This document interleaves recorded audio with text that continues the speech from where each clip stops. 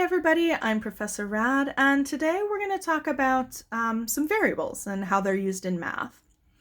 So a variable is a symbol, typically a letter, that we use to represent something whose value might change or is kind of a stand-in for something we don't know. So that's our first line here, a variable. The way that I think of variables in math, everyone's always like, oh, why do we have to involve letters in math? I was good at math, or I was okay at math until letters got involved, right? So the reason we use letters in math is like the same reason you use pronouns in English or when you're speaking, right? So if you wanted to say, David picked up David's hat and then David walked out the door, you would probably abbreviate that a little bit. You might say David picked up his hat and he walked out the door. So you would use a pronoun there just to kind of shorten it. Or if I didn't know it was David, I could just simply say he walked out the door, right? He picked up his hat and he walked out the door. In that case, I'm using the word he as a stand-in for this person whose name I might not know. That's what a variable is. It's something that stands in for a number that we don't know or a value that might be changing. So you would be something you could plug into a formula. So there are lots of variables that can be used in a variety of different places. So I've just got a few here that are commonly used so we can get a sense for what variables might look like.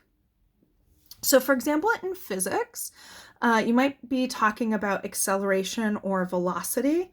Velocity is like how fast you're going, and acceleration is like how fast you're increasing or decreasing how fast you're going. Right? So how quickly are you speeding up or how quickly are you slowing down? That kind of idea. And very often in physics, you might be comparing the state that something is in now to the state that it was before.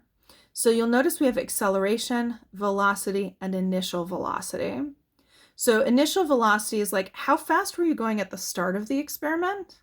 And the velocity is how fast are you going now? Okay, so they're both velocities, they're both speeds, but they are speeds at different times. So to indicate that, A for acceleration, that kind of makes sense, and V for velocity, but then now we need something to indicate the initial velocity. So what's used here is called a subscript. And it's kind of like a decoration that gets tossed onto the letter. So this is V sub 0 or V null or V sub naught, all different ways you can say the same thing. It doesn't mean 0 is going to be involved in any kind of calculation. It's just indicating here at time 0, this was the velocity. So sometimes the variable that you're looking at could be a single letter, or it could be a letter with a number combined, could be a subscript. You might also, for example, see things like x1 plus x2 plus x3. So this would be the first number, the second number, and the third number. I wouldn't do anything with 3 or 1 or 2. They're just there to help me distinguish between like the first hymn, the second hymn, and the third hymn, right? So instead of like in English, we just have that single pronoun him, this is just to distinguish the different he's, I guess. In finance, we've got some other common variables that are used. P for principal, that's how much money you're borrowing or investing. R for an interest rate, and T for time, how long are you investing or borrowing this money. But in this example, one thing I want to point out is that you could have capital letters as well as lowercase letters. So sometimes capital letters are preferred and sometimes lowercase letters are preferred. Just sort of develops, oh gosh, let me throw my pen. It develops over time some kind of way. And then I have a few symbols that we use in statistics quite a bit. This one looks pretty normal. This is S, right? And that stands for the standard deviation of a sample. And all a standard deviation is it just kind of gives you like how spread out data are. So like if you have a big standard deviation, your numbers might range from like 10 to 100. And if you have a small standard deviation, your numbers might range from like 10 to 20. So the number we use for a standard deviation is just an indication of how spread out information is. But you'll notice there's also a population standard deviation. And the symbol they use for that, this is a Greek letter called sigma. So sometimes instead of using regular letters, you might see Greek letters being used as variables. And it's not to make life more difficult for you, it's not to confuse you, but it's because in this case, rather than using subscripts to differentiate between two things, they're using alphabets. So our alphabet S for sample and the Greek alphabet S in air quotes here, sigma. A similar thing is done for a mean, and a mean is just an average. So this X has a line over it, and that is sometimes pronounced X bar. So X bar can be used as a variable. Again, that line doesn't mean like you're going to be doing anything mathematically to it. Like it doesn't mean add 1 or anything like that. It's just like a decoration attached to the letter. It's all part of the same symbol. And then here, this weird looking U, that's the Greek letter mu. So mu is being used for the population mean, and X bar is being used for a sample mean. Again, I'm not going to ask you in this class, I'm not going to ask you to tell me what this is. I'm just using these as illustrations of the different kinds of symbols that you might see being used as variables and why.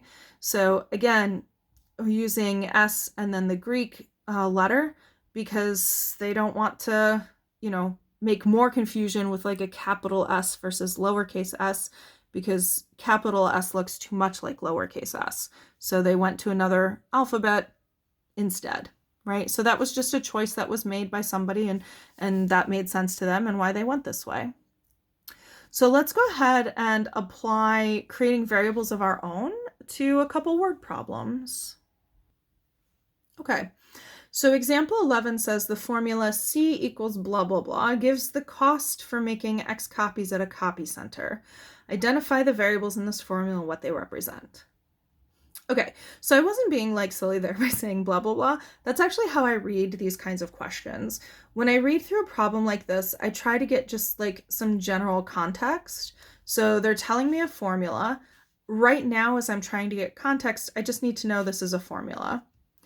I might be paying attention to the fact that there's a C here and an X, but if that's gonna give me a mental block, I'm not even gonna look at that. I'm just gonna say, okay, there's some formula and here's what it does.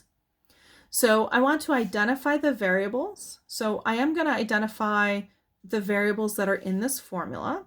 The variables are the letters or symbols. So we have a capital C and we have an X. And then they want to tell us what they represent. So typically in a math class, after you're provided with a formula, you'll be given a description of what the variables are, and you might be told that in a number of different ways. So for example here, notice that we've got the C and it's in parentheses, and it's following the cost. So what that means is that C represents the cost.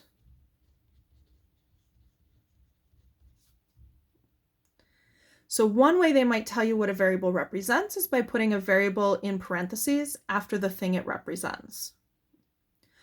Another way it can tell you what the variable represents is by putting it into context where you might otherwise have had a number. So for example, they're doing that with the X here. So let's say, I don't know what X is, I don't know what it is, but let's say it was 10. So I could say it gives the cost for making 10 copies at the copy center, or the cost for making 15 copies at a copy center.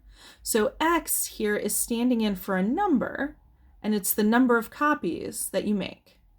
So X is the number of copies.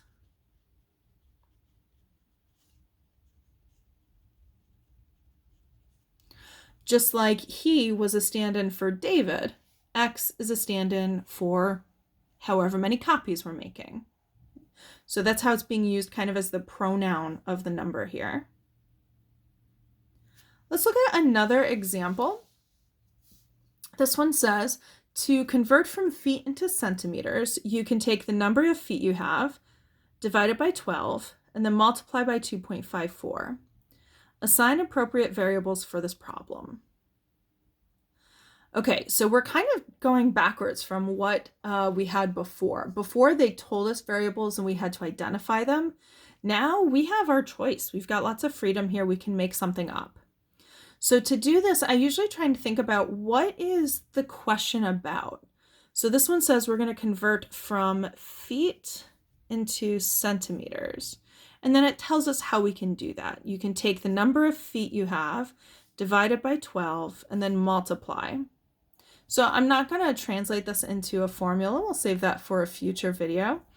But in this case, the two things that seem to matter are the feet, because then you manipulate it, and you get centimeters in the end. So I'm going to say, let's let F be the number of feet. And let's let C be the number of centimeters.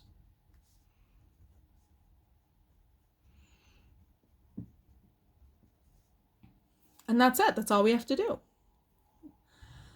Now, you could also use X to represent the number of feet and Y to represent the number of centimeters. There's nothing fancy about these specific letters, other than I like using F for feet so that I remember F is representing feet, and C for centimeters because C represents centimeters. So because you have the freedom of choice with your variables, why not pick variables that make sense in the context of what you're looking at? If I look at this previous problem, for example, I like that they chose to use C for the cost because C, cost, easy to remember. But then they had to go and make X copies at a copy center. And I guess I get why they used X because we already use C for cost. So you don't want to use C for copies as well. Then that would be really confusing. But maybe they could have used N for making N copies at the copy center because an N would stand for the number of copies. So when you get to assign your own variables, you have that choice. You can pick variables that make sense to the context of the problem that you're working on. All you really have to make sure is that for different concepts, for different people or different things, you use different symbols.